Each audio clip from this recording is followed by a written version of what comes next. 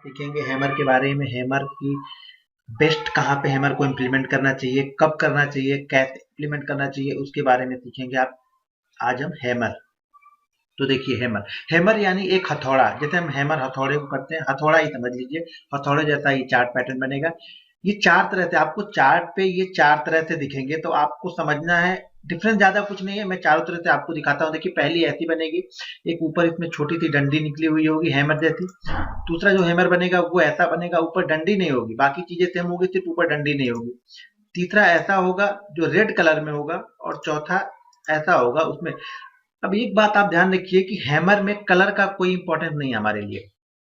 ये रेड में बन रही है, ग्रीन में बन रही है, लेकिन चार्ट पे ऐसा भी दिख सकता है, इसलिए मैंने ये चारों आपको दिखाया। नहीं तो आप हैमर ग्रीन दिखे तो आप हैमर समझे, और रेड दिखे तो आप कुछ अलग समझे। इसलिए हम चारों हैमर ही है हमारे पास। हमारे पास ये जो है चारों हैमर ही है हमारे लिए। तो हमारे लिए कलर का कोई इंपॉर्टेंस नहीं है हैमर में। बस आपको ये ध्यान रखना है कि ये जो ग्रीन होगी ये इस रेड वाले से ज्यादा बुलिश होगी। हैमर एक जैसी ही होगी, रेड वाले से ज्यादा बुलिश होगी। अब ये रेड क्यों है और ये ग्रीन क्यों है, इस तक समझिए। देखिए ये रेड इसलिए है, ये देखिए रेड इसलिए है, ये देखिए ओपन, यहाँ पे ओपन, यहाँ पे हुआ, ये ओपन प्राइस है। ठीक है, ये दिन में जाके कहीं पे इसने एक हाई बनाया, फिर उसने एक लो बनाया, और ये आके यहाँ पे क्लोज हो गया, तो ये कैंडल ग्रीन हो गई। क्योंकि इसका ओपन नीचे है और क्लोज ऊपर है, इसलिए ये कैंडल ग्रीन बनी। ठीक है, ये सेम इसी तरह होगा। इसका क्या होगा, क्लोज और हाई सेम एक पॉइंट पे होगा। अब रेड कलर में देखिए, ये ओपन होगी ऊपर, अभी तक ग्रीन वाले में ओपन नीचे हुई थी, ये ऊपर ओपन होगी। एक कहीं हाई लगेगा दिन में, एक दिन में कहीं पे लो लगेगा, और ये जाके यहाँ पर ये क्लोज हो जाएगी। तो ये कैंडल हो गई रेड। अब देखिए इसको इम्प्लीमेंट कैसे करना है और कहाँ पे सबसे ज्यादा इंपॉर्टेंट है। आपको ये ध्यान रखना है कि हैमर हमेशा बॉटम पे बनेगी।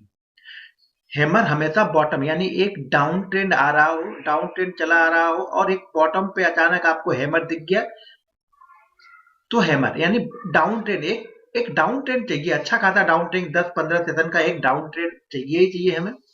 मिनिमम कम से कम 10 सेशन का तो एक डाउन ट्रेंड चाहिए। 10 सेशन यानी 2 वीक का डाउन सेशन हमको डाउन ट्रेंड चाहिए। डाउन ट्रेंड के बाद जब हैमर बनेगी तो हमारे लिए इंपॉर्टेंट है।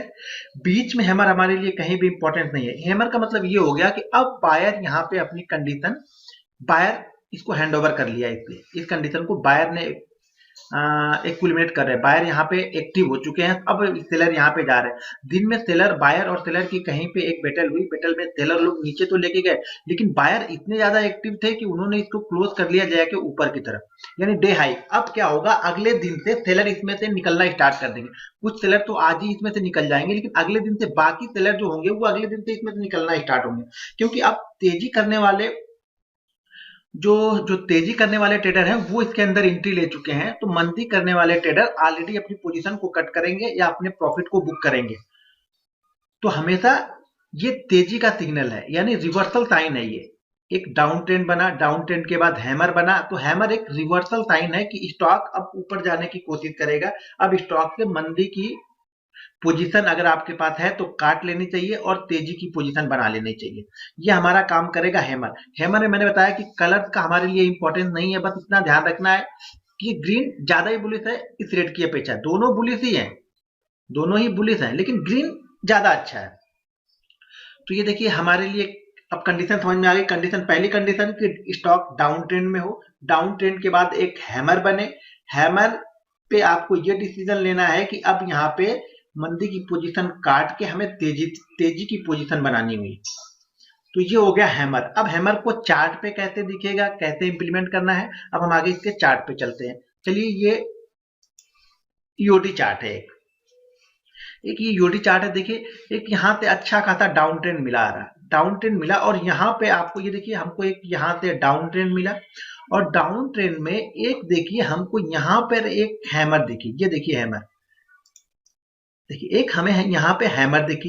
पहले हमें एक डाउन ट्रेंड मिला, डाउन ट्रेंड के बाद हमें यहाँ पे एक हैमर मिल गई। अब हैमर क्या है, बुलिश का सिग्नल है। हैमर बुलिश सिग्नल है, मतलब अब ये जो ट्रेंड है वो शायद रिवर्स होगा, लेकिन रिवर्स होने के लिए क्या होना पड़ेगा, इस हैमर के ऊपर उसको ट्रेड करना पड़ेगा।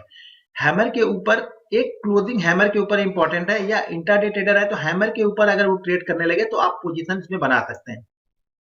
ये हैमर के ऊपर ये ट्रेड करने लगा, हमारी यहाँ पे पोजीशन बनी।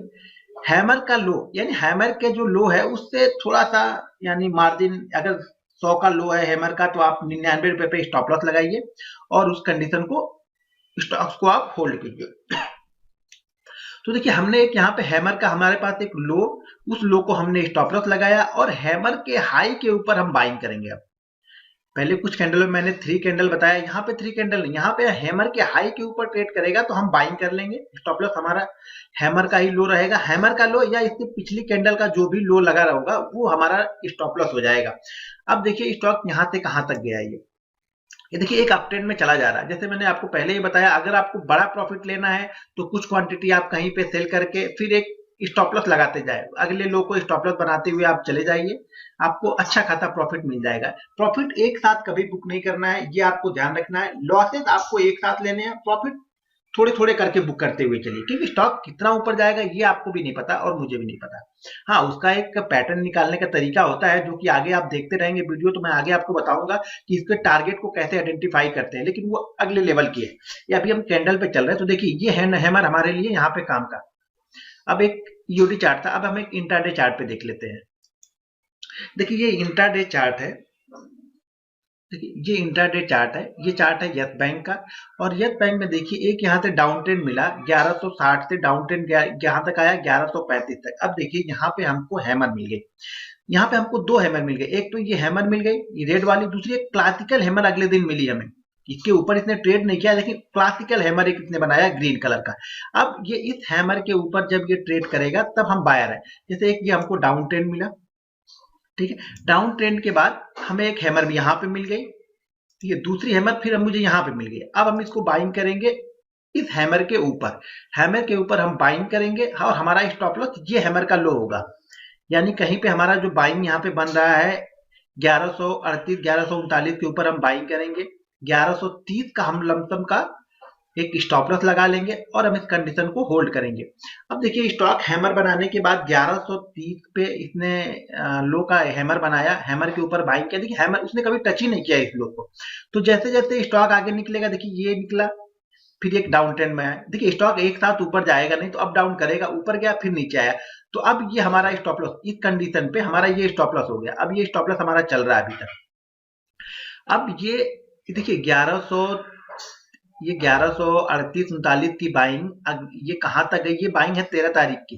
ये चार्ट पे आपको नहीं, ये 13 तारीख को आप 13 का चार्ट देखिएगा, 13 देखिए 13 का है, 13 जनवरी का।